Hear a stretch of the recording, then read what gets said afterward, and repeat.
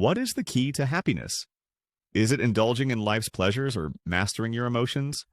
Let's explore how two ancient schools of thought, Epicureanism and Stoicism, sought to answer this timeless question.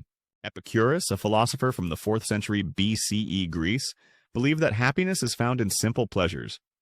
He taught that by avoiding pain and seeking tranquility, one could achieve the ultimate state of well-being, which he called ataraxia. Contrary to popular belief, Epicurus wasn't about indulgence. Instead, he championed moderation and valued the company of friends over luxury. Meanwhile, the Stoics, a school of thought founded in the 3rd century BCE, had a different approach. They argued that happiness doesn't come from external circumstances, but from living a virtuous life in harmony with nature.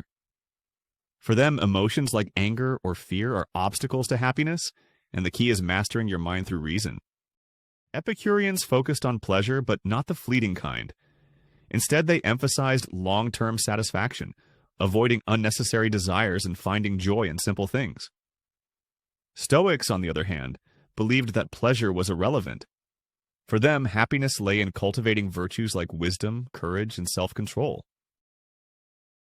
Epicurus taught that to avoid unnecessary suffering, one should limit desires and avoid conflicts. He believed in retreating to a peaceful environment to maintain tranquility.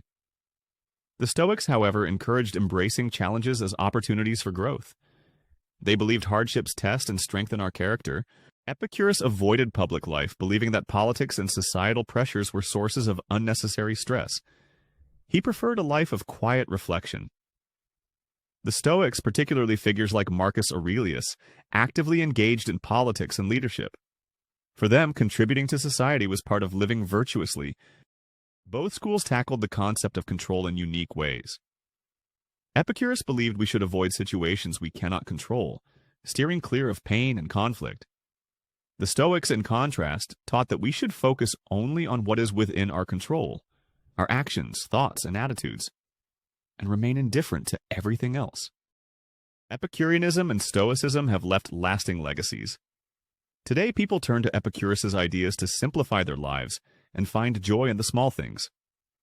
Meanwhile, Stoic practices like journaling and mindfulness have gained popularity as tools for building emotional resilience. While these philosophies differ, they both offer profound insights into the pursuit of happiness.